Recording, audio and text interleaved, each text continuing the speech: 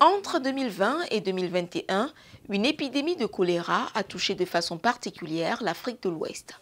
Sur cette période, 129 806 cas, dont 4 005 décès, ont été rapportés dans 12 pays africains.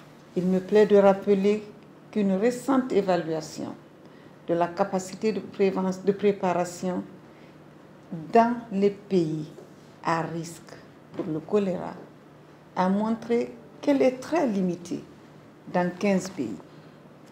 Madame la directrice, il s'agit notamment du Nigeria, du Cameroun, du Niger, du Bénin, du Burkina Faso, du Mali, de la RDC, du Burundi, de l'Éthiopie, du Mozambique, de l'Ouganda et malheureusement aussi de notre cher pays, le Togo.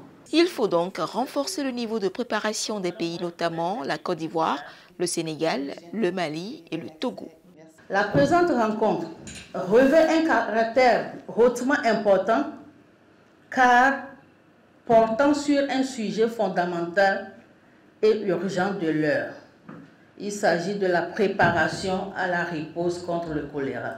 En rappel, le choléra est une maladie diarrhéique qui se transmet de façon interhumaine et environnementale. Quand il y a des cas de choléra, l'idée c'est de stopper la transmission le plus rapidement possible, d'intervenir.